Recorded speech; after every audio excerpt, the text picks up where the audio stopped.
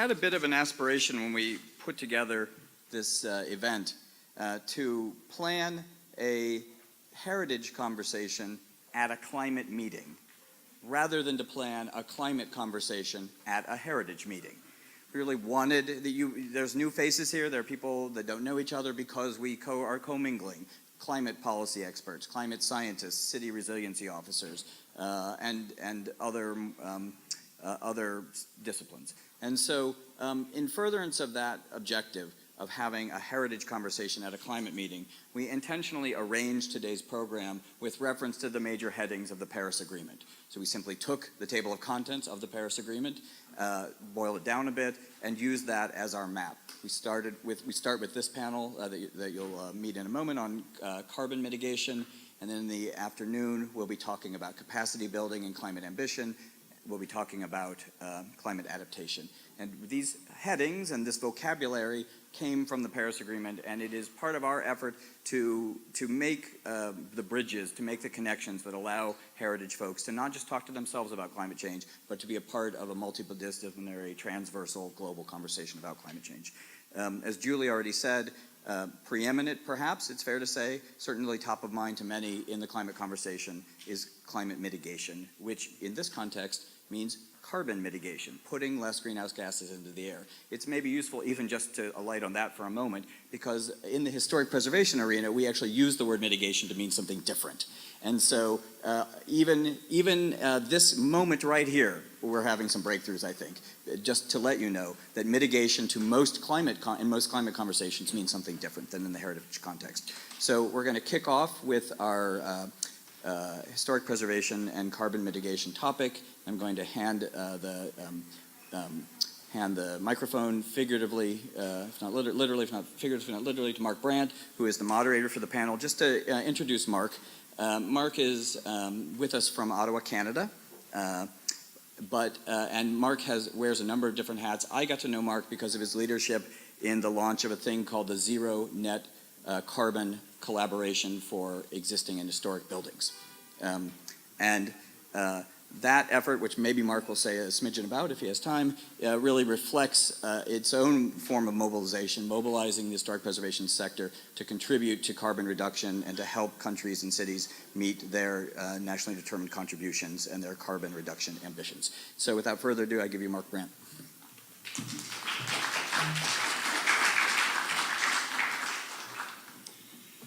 Thank you very much, Andrew, and thank you all for coming today. I am terrifically honored and pleased to be a part of this very, very important gathering. And I'm equally honored to have the opportunity to present to you and to present with my colleagues in this session. See if I get this right. Andrew mentioned the ZNCC. I should tell you that very briefly, yes, the 5 core organizations that make up the collaboration are the American Institute of Architects, the Royal Architectural Institute of Canada, the Association for Preservation Technology International, ICOMOS, of which Andrew is a key member, and Architecture 2030. I should also tell you that the ZNCC, the Zero Net Carbon Collaboration for Existing and Historic Buildings, has a history. So it starts with APT, the Association for Preservation Technology International. We have the president, Kitty Veith, here.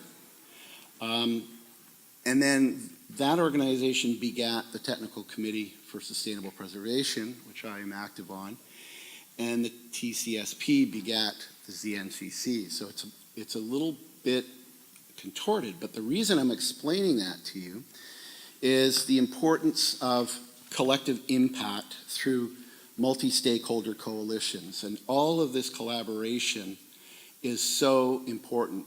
And the fact that we do have the diversity that we have here today, it cannot be emphasized enough.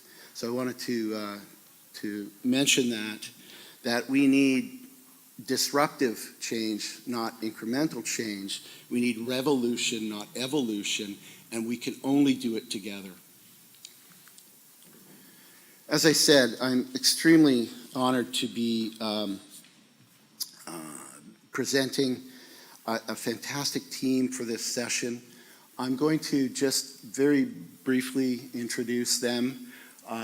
You have much more information of them on the website, and it's a paperless conference as much as we can. I'm going to start at the bottom and work my way up. So that's myself at the bottom. My friend and colleague coming, who will speak to you second last. I will speak to you last. Second last will be my friend and colleague, Jean Carroon, who's a principal with Goody, Clancy Architects in Boston. Before Jean will be Mercedes Cardenas, who has come to us here all the way from Quito, Ecuador. And Carl, who I'm about to introduce, will say some opening remarks and then introduce you to Daniel Zarrilli, who has come to us from New York, from the mayor's office in New York. And we have an incredible, I think we're pretty much covering the Americas, so hopefully that's the kind of collaboration that we're exhibiting. In order to get to the opening remarks, I would like to introduce someone who's a friend, colleague, and indeed mentor of mine, who was a predecessor of mine as a co-chair on the Technical Committee for Sustainable Preservation of APT, who is a great architect and principal with Quinn Evans Architects in Washington. He's now a fellow of the Association for Preservation Technology, and he is also the president of the American Institute of Architects. So he's, in his capacity, he speaks on behalf of the single biggest body from in point of view of architects in North America, and we are so thankful that he is in that position because of his grounding and his inspiration in both sustainability as well as cultural heritage. So please join with me to welcome Carl Elefante.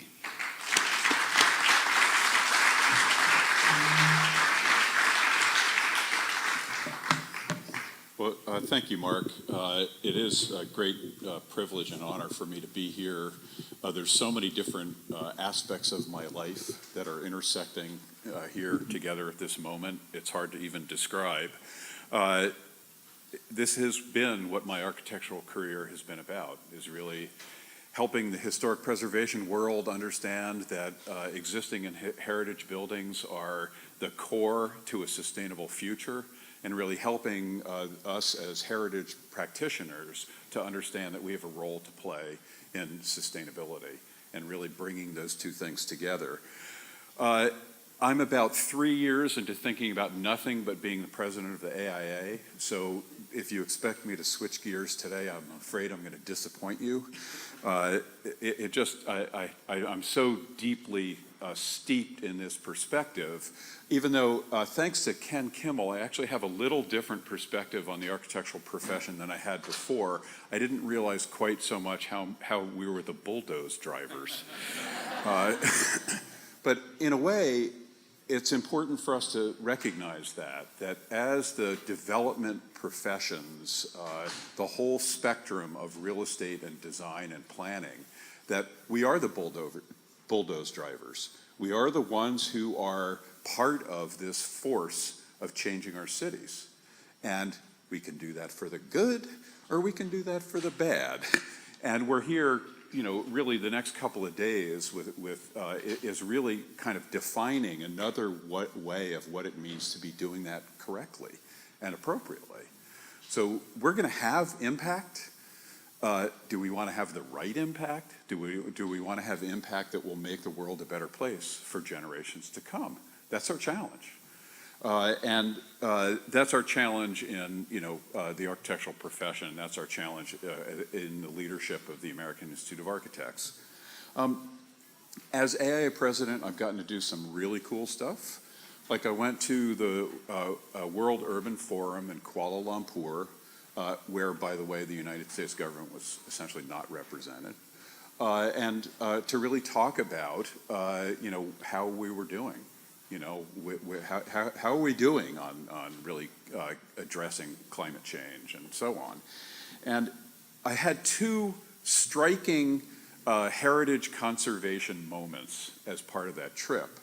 One was literally looking out my hotel, literally right at the Petronas Towers, this sort of gleaming modernism of Asia, Southeast Asia, and seeing beyond these rusted roofs and going, I need to go there. And going to that neighborhood and walking around and seeing the chickens running around on the streets and so on. And that neighborhood is Kapong Baru, which is a neighborhood where the elders in that neighborhood said, we love our way of life. We don't need gleaming towers. We're going to keep doing what we do. No thank you. We don't need your literally billions of dollars that they've been offered for their land. And then a few days later, I was in Singapore and spent a day with the planners of Singapore, which is kind of, that's, actually we got to meet someone from the government of Scotland doing the right thing. And it was kind of similar, seeing a level of planning in Singapore that we can hardly even believe exists in the United States. And having them talk about cultural heritage as a driver to their planning, which was actually something that they woke up to fairly recently when they realized, oh my God, our cultural heritage is disappearing before our eyes. And they realized that they better have that be part of their planning, or before they knew it, their cultural heritage would be gone. So today we're here and we have a new definition of the value of cultural heritage, and that is its impact on climate and carbon. That's a whole new scale. It's like somebody handed us a new ruler and we're trying to figure out what the numbers on that ruler mean now. So that's our job. We got to go measure cultural heritage with this new ruler, and we don't even know what the numbers mean. So let's figure that out. And I'll just throw out a couple of things that I would say are kind of major factors in this, and basically that's what I'll comment about for the next few minutes. Let's start to understand the carbon conversation. I think that in our world of heritage, we need to recognize the notion of avoided carbon, that literally we are doing things that are preventing the release of new carbon by being conservators, and we are conserving the built environment. And this asks us to have a new idea about the value of heritage. And there's the heritage value of it and the carbon value of it as well. And Gene Carroon and others of us in this room who really have practiced architecture as heritage conservation and as sustainable design at the same time. We know that we get into this kind of somewhat of a tension about, is that building valuable for its carbon footprint, or is it valuable for its heritage? How do we really get a both and? There's a lot of things that are pulling us apart. There's a lot of tension in this, and I want to talk about that for a minute. At yesterday's Climate Smart Building Day, Ed Mazzaria presented a series of slides that showed about 10 cities around the country with a little circle drawn around the big buildings section of the town. So San Francisco was one of them. You can literally kind of just from an airplane, you can see this giant mountain of buildings that is created in downtown. And he drew a circle around it and said, half of the carbon footprint is in that circle, and the other half of the carbon footprint is outside that circle. It's the whole rest of the urbanized area. And I would just submit that those are two very different challenges that we're faced with today. And it's not one solution, it's a lot of different solutions that are needed. What is the big building challenge, And in a lot of ways, I like to think of this as, what are the forces for demolition? that when we architects climb up on our bulldozers and, you know, start up the engine, fossil fuel, diesel fuel, I believe. We want to make it as you know, as terrible as it can be. You know, what are the things that are motivating us to be driving the bulldozer? And a lot of times you'll hear, and we heard this before, it's, oh, it's condition, it's those leaky old buildings, it's those bad buildings. And we have to pop that balloon. That's just not true. Those are valuable old buildings. And they're valuable for heritage reasons, and they're valuable for climate change reasons. And we need to be able to be articulate about both of those. Again, the big and the small paradigm that Ed Mazzaria pointed out, the drivers are very different. With the big buildings, it's about density and zoning, and they want that little building to be replaced with a big building. And that's a whole different battle. In the small building, it's economic pressure, basically, as areas begin to gentrify, as somebody wants to have a 4-bedroom you know, house instead of a 2-bedroom townhouse in the middle of Washington somewhere or something like that, and just they want to add a story. You know, so it's kind of a different set of pressures. It's going to take a different set of solutions. So I would ask us, as we are facing this challenge, our first question is, which scale do we care about more? Which scale are we going to intervene? Can we do both? And recognizing that we might actually have different stakeholders with different interests and different ideas to address those different set of problems. And that's fine. Do we have the capacity to do both? Do we have people that are going to raise their hands and say, I want to do the 50-story mid-century buildings? And do we have other people that are going to raise their hands and say, I want to do the 2-story townhouses, you know, in you know, Adams Morgan in Washington? They're two separate challenges. We need 2 separate armies to basically address those things.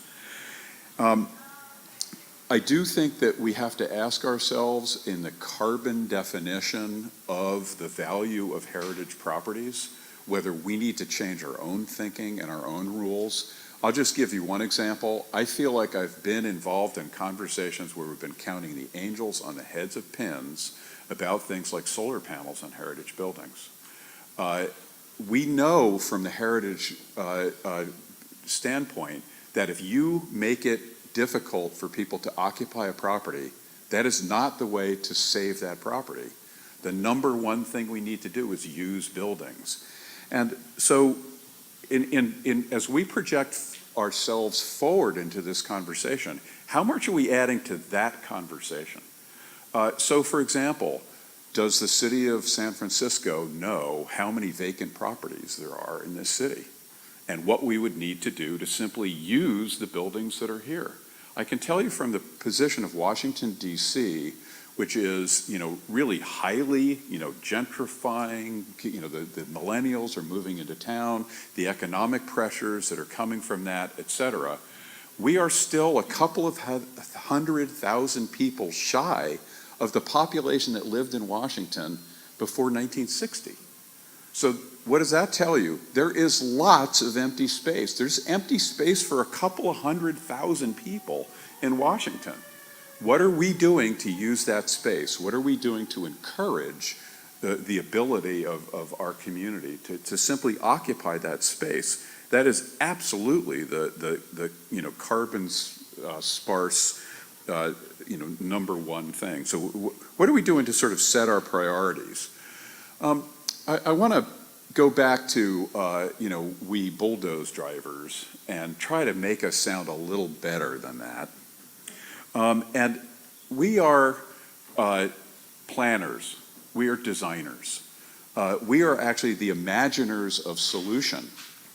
We you know, yesterday, Carbon Smart Building Day. Okay, we're talking about, you know, doing smart things in order to address this climate problem that we have. What do we need to do to be smart? Well, we need to know what we're doing. We need to have a plan. The first thing we need to do is have a smart plan. If we're going to have smart actions, we need a smart plan.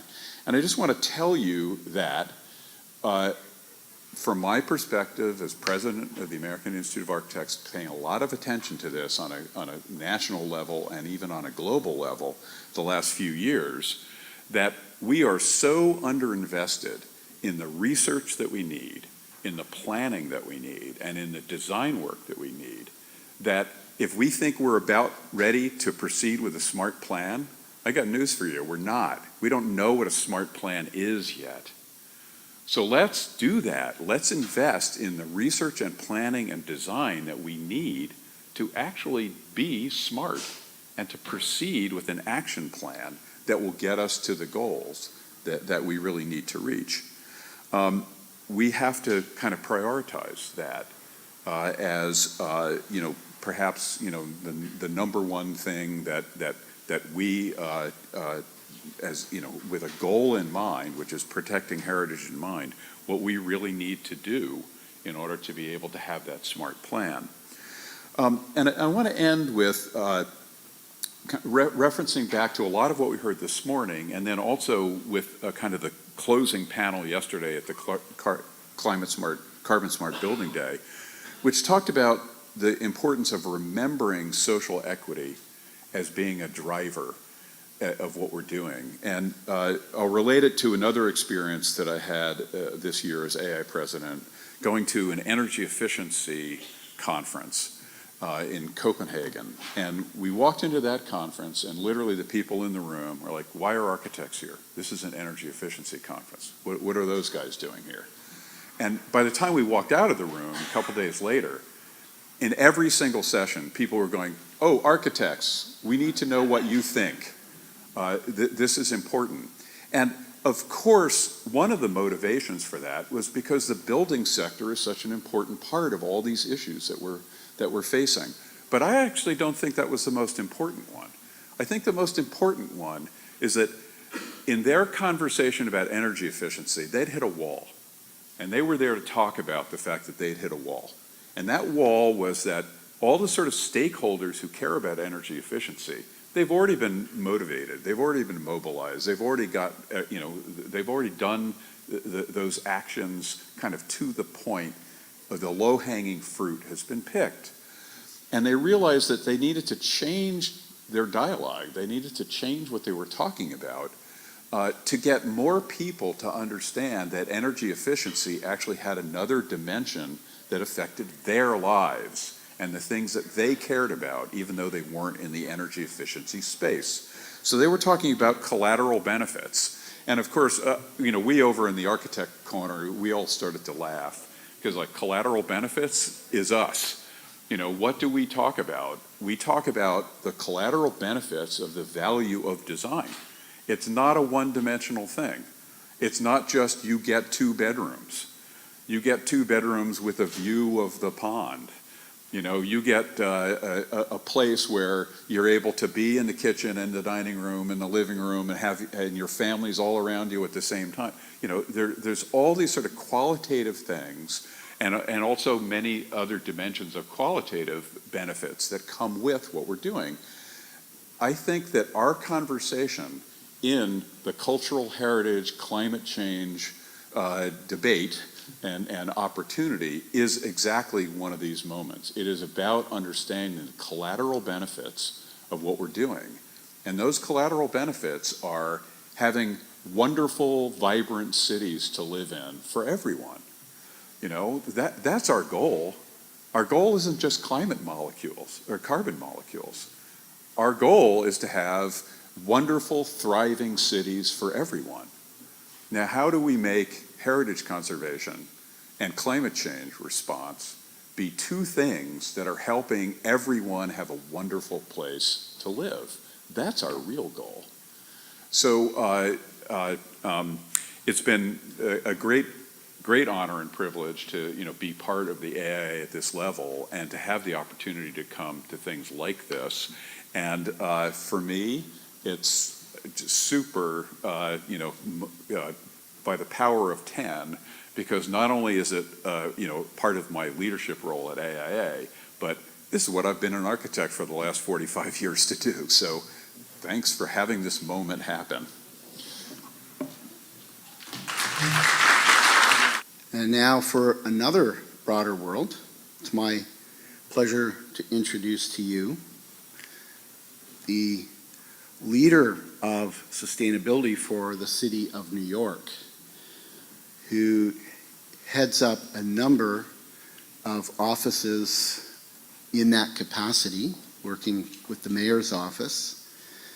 He's an engineer, and he's got some plans to share. He's got some visions to share with us. So I'd like you to join me in welcoming Daniel Zarrilli.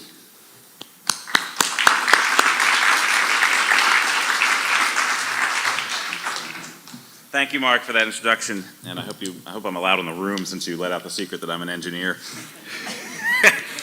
I really appreciate the thoughts of Carl and the thinking around how different professional communities can plug into the climate conversation is really important. And I've had this conversation at the landscape architects, and we certainly really appreciate Carl's thoughts on how architects plug in and engineers, and the professional community at large, I think, continue to need to play a bigger and bigger role in the types of climate actions. And so I'm really excited to be here. And I really also, I love the idea that you put out there, that this is important, that it's not a climate event or climate conversation at a heritage event. It's a heritage conversation at a climate event, and really bringing the key themes of heritage into this broader GCAS conversation and the Global Climate Action Summit. Really, this is a huge moment in the climate space right now, and we're all in California for a reason. And what is that reason? A year ago, when the president announced his intention to withdraw from the Paris Agreement, we all stood up and said, no, you're not speaking for us. That's not how this is going to run. 400 mayors, states, universities, businesses all came together and said, we're still in. And that includes all of us, right? We're all here for largely that reason, because now is the moment to kind of put up or shut up. We are all raising our ambitions. We are all showing how we are playing a role in actually meeting the goals of the Paris Agreement. It wasn't just rhetoric. It wasn't just talk. It was actually us saying, we're going to double down. We're going to accelerate our action. And that's what I'm here to talk to you about a little bit about, is how New York City is doing that. So again, thank you certainly for the opportunity to speak here. Thank you, Mark, for this opportunity. The co-chairs, Julianne and Victoria, and I haven't seen Victoria yet, but I'm hoping to get a chance to talk to her today as well. This is really important. And I'm excited to hear about the efforts of a new network, the Climate Heritage Mobilization. New York City participates in a number of different networks, and I can say that, whether it's the C40 Cities Climate Leadership Group, 100 Resilient Cities, the Carbon Neutral Cities Alliance, there's a lot of different things, a lot of different acronyms. This is certainly a unique space that is not being filled, and it's really important that heritage professionals are coming together on climate.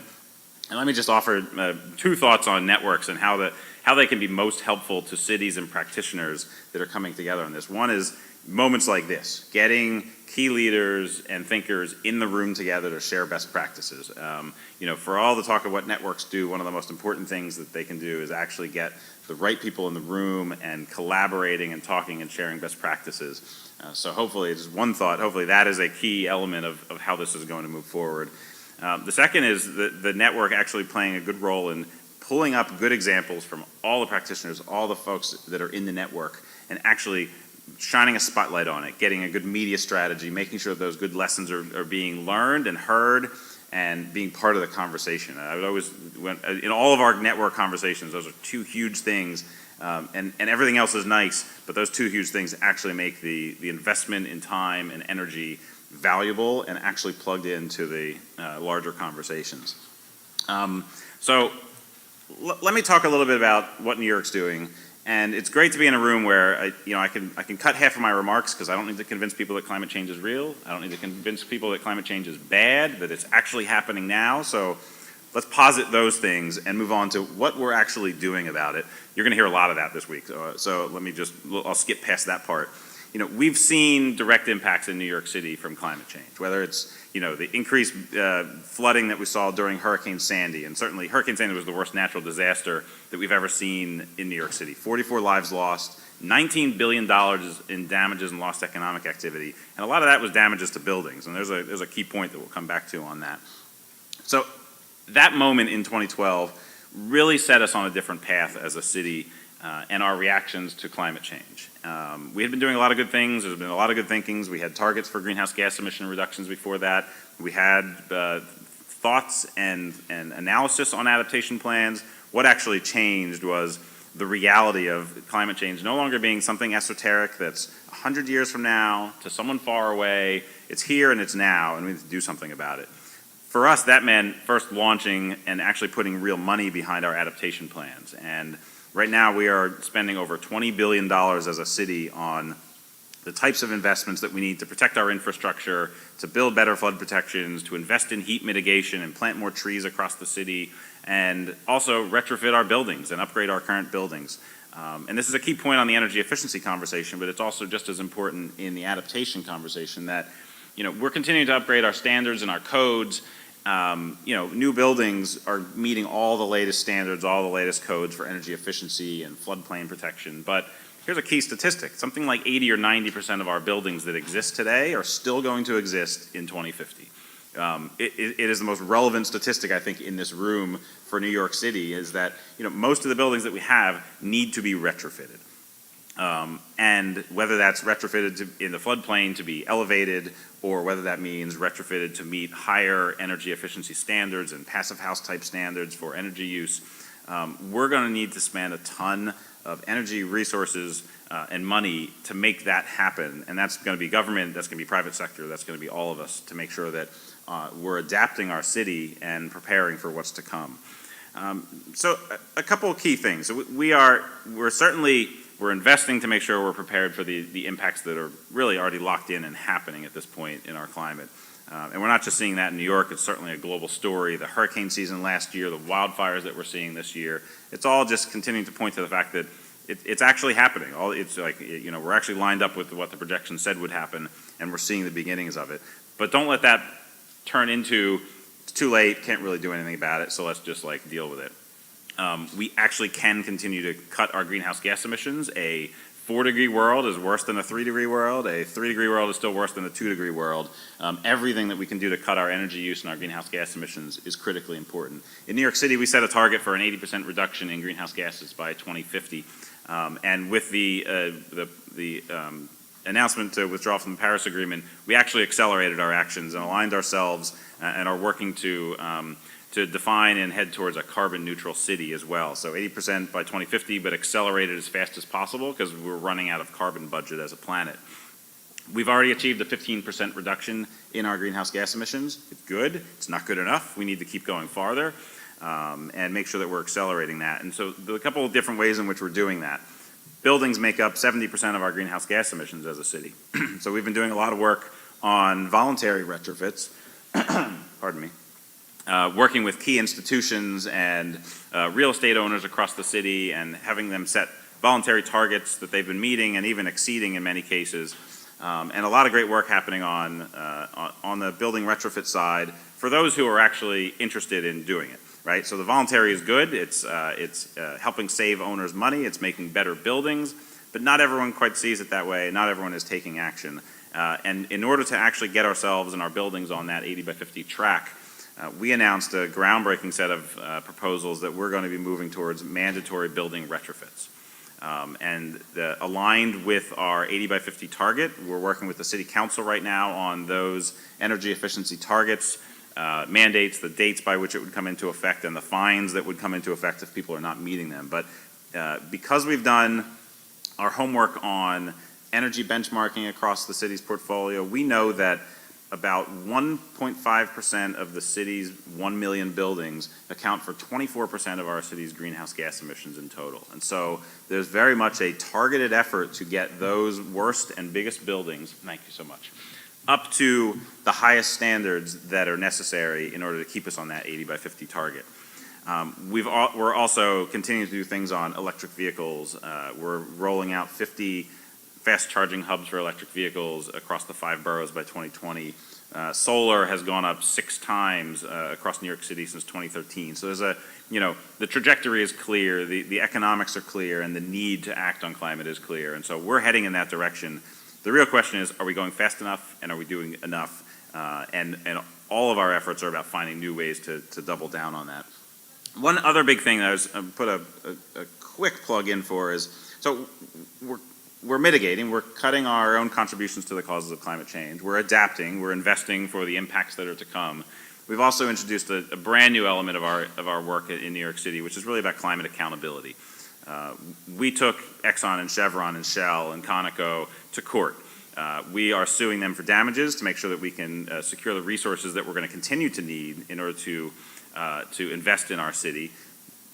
First judge kicked us out of court. We're appealing. We're not backing down from this fight. It's a really important one. Second, we're divesting our pension funds. We hold $190 billion in pension funds in New York City.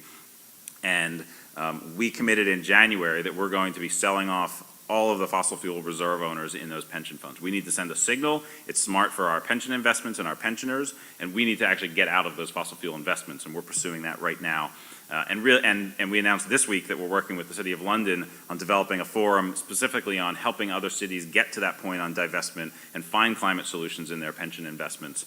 And so we are continuing to find ways and creative ways all across our city in which we can take climate action. And I would turn that into a conversation here on the things that we're doing through our public design, the things that we're doing in our own preservation department are incredibly important in this, and making sure that we are achieving, of those buildings that exist that need to be retrofit, many of them, of course, are landmarked. They need to be preserved. They're part of our heritage as a city. I'm joined here by Lisa Kersavage, who runs our Landmarks Preservation Commission, and the work that she's doing is incredibly important in helping to identify and target and use data to find ways to make sure that we are adapting and doing flood protection in our preservation, that we are building resiliency in that portfolio, and that we are pursuing energy efficiency. And the great thing is that it's working. For all of the folks probably outside this community that think, oh, it's a landmark building, it's tough, you probably can't put a solar panel on it, it might be protected from the view shed, and all sorts of reasons, she's showing that that's not true. She's showing that it is absolutely critical to be able to dive into the details, to find creative solutions, and help those building owners get to a better place. And has been doing amazing work in actually making those outcomes happen. So I guess I wanted to give a sense of what New York City is up to, and re-emphasize the point. We are absolutely all here to continue to up our ambition. And we do that together. We do that in collaboration, whether it's a new divestment forum that we've formed with the City of London and C40 cities, certainly in this community, working to actually bring together all the right voices on climate heritage and preservation, and really aligning that with our climate goals. I want to just congratulate everybody on being here for this. I think it's a really momentous occasion. You'll look back at this moment and say, this is where something actually changed. This is the moment where we came together and charted a new course, headed towards the Paris Agreement, and actually brought your professional community into a place where you probably already knew they needed to be for quite some time. And so I want to congratulate you for that. Thank you very much. It's been a real pleasure to be here today, and enjoy the rest of the speakers in the panel. Thank you very much. Wow. Mandatory building retrofits.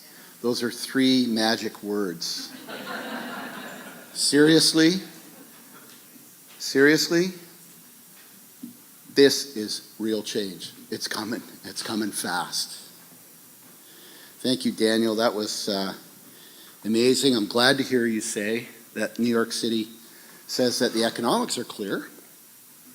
And really amazed about accountability, divesting fossil fuels, and even making sure that Lisa and her team are looking very specifically at landmarks, so that's great. This has been a really good setup for our session because Carl and Dan have transitioned from this morning's earlier session into a little bit more towards the nuts and bolts that we're about to do.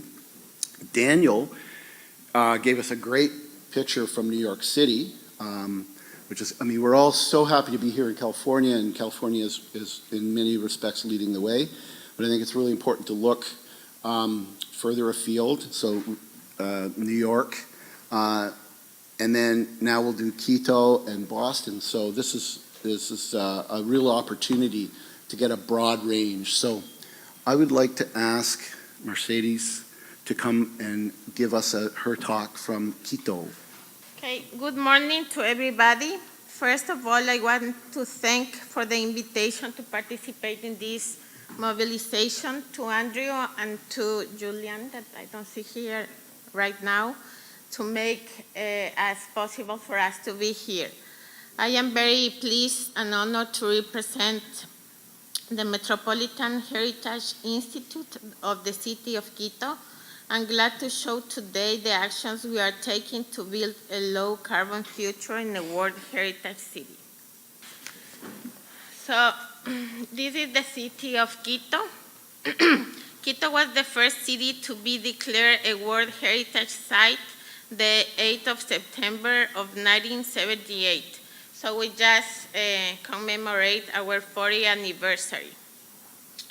It was declared under two criterions. The criterion 2, which is to exhibit an important interchange of human values over a span of time or within a cultural area of the world, on developments in architecture, on technology, monumental arts, town planning, and landscape design.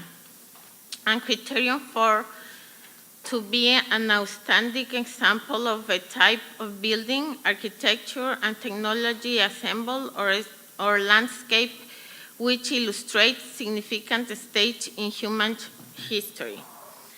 With Sustainable Development Goal 11, countries have pledged to make cities and human settlements inclusive, safe, and resilient, and sustainable, with the goal of and target 11.4 aims to strengthen effort to protect the safeguard the world's cultural and natural heritage.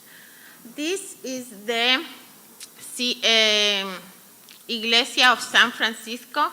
It's one of the biggest of Quito, and it also has a very big square. It's really one of the most important heritage buildings in our city. So I'm going to give you a brief. Quito is the capital of Ecuador in South America. And its metropolitan region is composed of all the major urban areas, including large extensions of surrounding protected green zones. We have a lot of protected green zones, and this is the metropolitan area of the city, and the center of Quito is right in the center of all this. This is the boundaries, and this is the area that was declared by the UNESCO, and it has 71 hectares, and this is the buffer zone that is also protected, and it has 376 hectares. So it's pretty big, and I also want to say that we have over 5,000 buildings that are protected, and each of the buildings within these boundaries are heritage. Here we can see the Compañía Church. Is one of the most beautiful churches with the Baroque style, and some sides of the streets and the houses, and a view of Quito at night, and there you can see that it's a very irregular city, and it has some slopes and some mountains that are surrounding it. So it's not plain, and sometimes it's difficult to communicate and to walk there. I'm going to give a quick view of some of the current conditions of the city. As I said, more than 5,000 buildings are part of the inventory. This permits the preservation of heritage buildings, but in some cases, it becomes an obstacle to people for making the interventions because it has very high costs. In a study and in a diagnosis, we evaluate different aspects of the territory, such as the state of conservancy of buildings, disoccupied properties, places with overpopulation, and externalities. The map shows here in the green. Yeah, the green areas, the green areas are the ones that are better protected, and the orange and red show the places that have the most problems. So this is telling us where to act. The environmental conditions, we have high levels of contaminations, mainly caused by transport. And we have a deficiency of green areas. Although we are surrounded with some green areas, but inside the historical part, we have very, very small green areas. And most of the levels of air pollution and acoustic quality exceed the recommendations of the World Health Organization. Another problem that the Historic Center has is that we are having a depopulation tendency. People is going out of the center city. Vehicular traffic pollution and the difficulty to invest in the historic center has set the population projections to a negative 2%. This could be a dangerous tendency that needs to be reverted and is one of the starting challenges for our current plan for the city. What we want to do is to have a livable city, but if the people is going out, that is really a very big risk. Here in the picture, we can see to the left, Major Rodas. He's the mayor of our city. He's going to be here in the afternoon and give a speech, and he's going to tell you all the actions he's taking for all the city. We are very glad that he signed an agreement as part of the C40 on October of 2017, and he is very committed to create the policies in order to organize the climate change. And most of the policies that he wants to do start in the center of the city. The pilot programs start there. As part of the planification, we built a sustainable development plan. I want to tell you that this plan was built also with the community. We had a very strong participatory process. We meet with all the neighborhoods and with all the people, and they told us what the problems were, so we can help. And we put together a team with economists, lawyers, sociologists, architects, urban planners, the community, the kids, the people that live there. We don't have a climate expert. That was a lack, but we are trying to build this plan with all the participation. And I'm going to talk just about the first strategy that involves the mobility system and public spaces. Yeah, the first strategy is to organize a sustainable mobility system that favors universal accessibility and includes modes of zero-emission transport. This is the historic center, and these are all the lines that are crossing there are the public transportation. And the challenges we have are to have carbon reduction, sustainability, mobility, intermodality, public space, and social cohesion. For this, we already planned some main projects. Some of them are already happening, and I'm not going to talk about all because it's very long, but about the principal. The principal is the new subway system. The new subway system is the first action, and the biggest one is really happening. is the construction of the first subway line on the city and the country. This was a big challenge to have 2 stops in a heritage declared area. We have a lot of problems with troubles with UNESCO, and we have to fight this idea, but finally it's under construction, and the stations that are in this protected area are already finished. This is going to help diminish all the emissions, and the whole transportation system has been restructured. In this picture, we can see is the same square I talked to you about, the San Francisco Square, and the principal station is going to be under this very rich and historical area.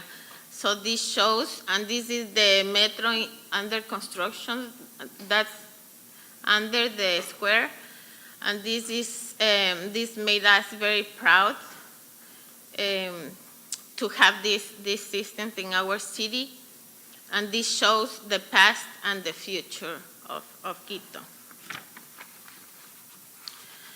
Another big action and step that we took was the pedestrianization.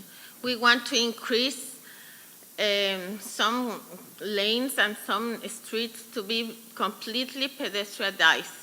We complete the pedestrianized roads and distribute the flows towards the new metro station of San Francisco. And we want to consolidate this central zone to be completely pedestrian, and that promotes zero emissions transport to protect the conservation of the historic center. Here we can see the street. It's called Paseo de las Siete Cruces. You can see the people walking there. We have meditions. This happened 2 months after we finished the work. The chart shows the before and after pedestrianization, and we can see that we have a considerable reduction of carbon monoxide, reduction of particles, and reduction of carbon dioxide. I like to show this picture. Is as soon as we close the street to start the work, the children went there to play. So this street was always very chaotic with a lot of buses and cars and a lot of contamination. But in that day, it was incredible how all the people took over the streets and started playing and using it. And this is 2 months after we finished all the work, and the people using the streets and walking there and being part of that and breathing cleaner air. We are putting together also an electric bicycle network. Yesterday I was walking through the city and I saw that you already have that. I was a little bit ashamed because we are just starting this, and most of the actions I'm showing you, some of you and some of the city have already done, but it's good to start. So here the red line shows all the lanes that are going to be for bicycles, and this also is important not only for the reductions of emissions, but also because it would help communicate the neighborhoods. Quito has a very, very rough territory, very pendiente slopes, and so the neighborhoods are not very well connected, and this is also going to help them connect. Another thing that was happening is that the central part of the city doesn't have many green areas because it was built so many years ago, and there is no places to increment these green areas. But it's surrounded of these areas that you can see here that are big parks and ecological areas. So what we are doing is to build this like ecological paths to connect so that people can go there to use these spaces. And we are also doing some reforestation and making these walkable networks to connect neighborhoods. Another action we are taking is the implementation of new eco centers that are going to be built in reuse old historic buildings to impulse the recycle process. And this is going to happen next month with a Spanish organization that is helping us to improve this. This strategy, which is vulnerability reduction and promotion of sustainable and innovative techniques for the conservation of the building heritage, is also important to reduce for resiliency. The challenges are to promote the reuse of existing buildings, the redefinition of conservation methods and approaches to meet the challenges of climate change, and innovation for sustainable techniques in historic buildings. And the projects, the municipality is trying to give some aid for sustainable rehabilitation because it's really expensive and it's hard to implement in the heritage buildings, and to training workshop for sustainable heritage techniques with certificates. Yeah, thank you. Well, this is sort of like being in a room with all the people that you've quoted and relied on for decades. It's a real honor to be here and to believe that there is action and there is hope. That is what fuels us all. So before I start showing you the dire data, we can just hold that thought for a minute, okay?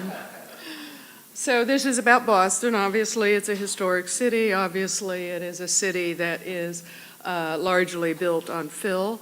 Over 50% of the land of Boston was moved there from someplace else, sometimes just by scraping the hills of Boston off and making land around it. So it is susceptibly vulnerable to the fact that the oceans are going up. I heard recently that actually, if you live in Stockholm, that the landmass of Stockholm is actually going up too. That seems a little unfair to me, that they should be so progressive and they should also live in a geological area that is going up, you know? And where Boston, I believe, is going down. We'll talk about that metaphorically, of course. So Boston, what is Boston going to look like as the ocean keeps going up? Is it going to be back to its historic core? Are those lovely historic neighborhoods going to be underwater and we can visit them the way through submarines and things like that? Or, as the ULI supposed, are we going to turn it into the Venice of the North? This only makes those of us who deal in wood pile protection a little nervous. You know, the reality is far grimmer. The reality is that the storms are happening with greater and greater frequency, that the reactions need to happen much more immediately, that although we have a history, we actually have an entire neighborhood that is adjacent to the Back Bay that in the 19th century was raised 8 feet because it turned out it had been built so that the sewer lines drained into it and not out of it. And so the city did have the will to actually go in and move about 200 buildings up 8 feet. So are we going to end up doing that, or are we going to build dikes all around the city? How are we going to deal with these things? The city has been very proactive. These storms are a wake-up call to everyone. They are remapping the city. They have a very, very energetic program of Climate Ready Boston that in its best, I think one of the best actions is it is actually training and educating and reaching out. Education is a huge part of its mission. It has ambassadors for Greenovate Boston that are being given the tools to talk to the neighborhoods and find actions that work for the neighbors. I love maps. It has a great map site. I even love maps of dire data. But I think that actually what I wanted to show in this map is you can turn on the different layers. It isn't all about rising seawater. A lot of the most vulnerable populations, it is about heat, and about heat island effect, about their ability to find the resources they need when they need them. And this starts to show where the vulnerable populations are, where the green spaces are, where the flood zones are, so that the neighborhoods can start to react and find their own plans. And the goal is that every single neighborhood will have its plan, and it will be driven not just by the experts in the city, but by the neighborhoods themselves as they find ways from very small things like learning how to put flood shutters or have flood shutters to put on your basement windows, or knowing where to plant trees, or knowing how to soften the landscape so we have more ability to retain water. But it's very interesting to me watching this. A great deal, almost everything that's happening in Boston is driven by philanthropy, largely by a family trust, Barbara and Amos Hofstetter, who have the Barr Foundation. And the Barr Foundation has stepped forward and become highly visible in funding things like the Green Ribbon Commission, which is initiating a series of studies, a series of actions, which has taken the leaders of our city and taken them to Northern Europe to show what other cities are doing. Without that philanthropic money, I'm not sure that we would be able to address the crises that are happening. So I'm very grateful to them, but I wish, however, there were political will that was not dependent on the wisdom and goodness of people who have the resources. But thank goodness they are there, and thank goodness they are helping these things happen. Oops. So part of what they're doing actually on their website for the Green Ribbon Commission, you can see the studies that they funded. They recently released a study that was done by the University of Massachusetts, Boston, which did finally, unfortunately, debunk the idea that we can build a series of dikes around our city for billions of dollars, spending the same amount that we spent for the Big Dig, but we're not going to go there. Those of you who know what the Big Dig is. Basically, the dikes aren't worth it. Their dikes will cause more problems than they correct. What the study recommends is a series of small changes, finding more places for high water to go, softening the landscape, putting up smaller dikes, looking for actually smaller scale solutions that are more widespread. Many people don't like to hear that. We like to believe that there's one grand solution, that we can just do something, that technology will save us. I don't think that's the case. I think it is always going to be about looking for the sort of integrated approach to what we're going to do. The preservation community is part of this dialogue, but we are quite marginal to it. We are reactive, not proactive. We are seen, I think this is fairly large scale in the United States, we are seen as obstructionists. We are seen as the agency of no. We are seen as the people that tell you what you can't do. So I want to talk about the bulldozers again. We'll keep coming back to the bulldozers. There are a lot of reasons for the bulldozers. There are a lot of reasons that we can't reuse buildings. And they have to do, in my experience, with actually things that are trying to make the world a better place. They have to do with seismic codes. They have to do with accessibility codes. They have to do with the fact that we want bigger places and more housing. We're starting to see now that we're not just taking down 2- and 3-story buildings to build new developments. We're taking down 50-story buildings to put up 70-story buildings. And so we're not, when we talk about carbon, I'm excited that that is expanded. I'm excited that there are people like like Larry Strain, who's working so diligently with the Carbon Leadership Forum for the stewardship of existing buildings. But I think we're missing a really critical point. If we are to be citizens of the world, we must understand that our actions resonate around the globe. That when we replace the windows, the glass we are using is probably using silica that was mined in China, where 200,000 people suffer from silicitis. The copper that we use in our flashing probably comes from the Congo, where working in a copper mine is a death sentence. It isn't just about carbon, it is about our consumption patterns. In my lifetime, we have used more raw resources and created more waste than all humanity before us. A safe, healthy world, a safe world with equity for everyone, has to be global in its thinking, and it has to value what already exists. We have to flex within the preservation and the architectural community that not every building is going to provide universal access. And not every building is potentially, this is a scary thing to say, which buildings are putting us most at risk seismically, and what can we do about it? But a safe, healthy world values what already exists. It isn't just about carbon. It is about our consumption patterns and what we do in our consumption that impacts the other side of the world. And as we look for action and hope, that's the conversation I'd like to see us embracing across the planet. Thank you. I want to bring forward some solutions or some suggestions towards solutions. I'm also probably going to be somewhat summarizing some of the other speakers because I think many of us are pretty much thinking on the same wavelength. We knew a long time ago that existing buildings were the key.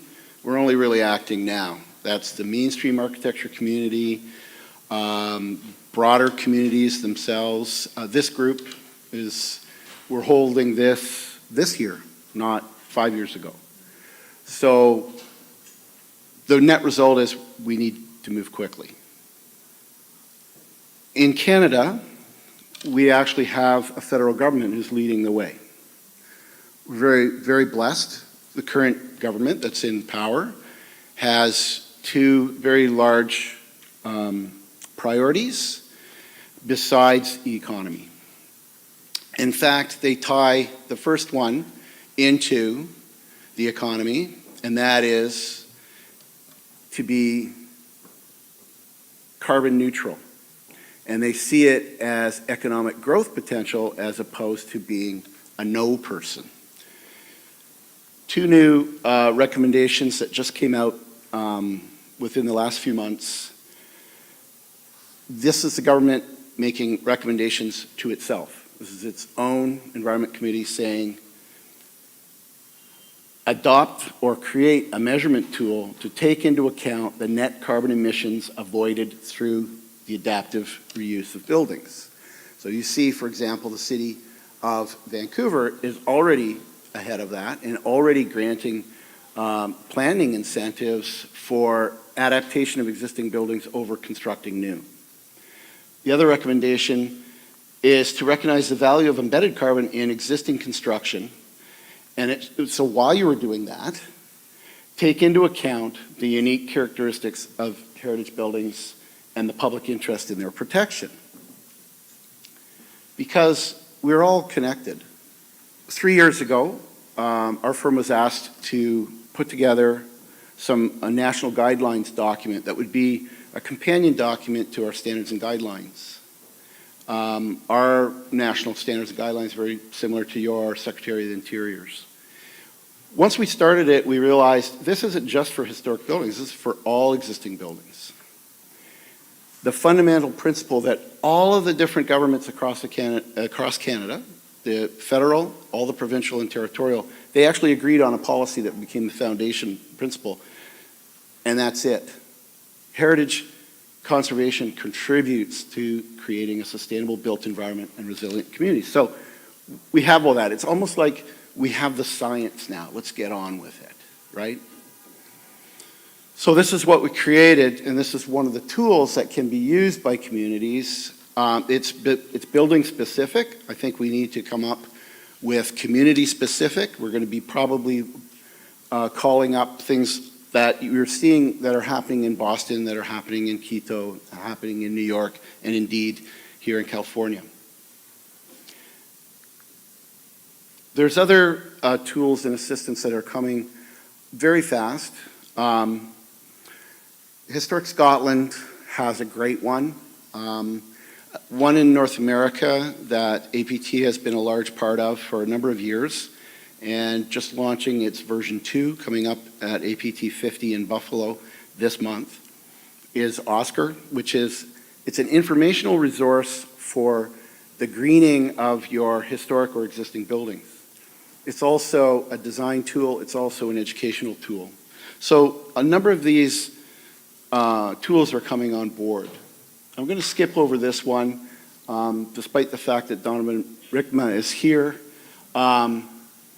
There is a lot tied up. The bottom line is there is a lot tied up in the low carbon economy, the restoration economy. There's a lot of work to do. But I want to talk more about other ways of approaching sustainability for communities. This is a project that we're involved in where the church wanted to abandon this designated historic property, and they said, who wants to buy it? The community bought it.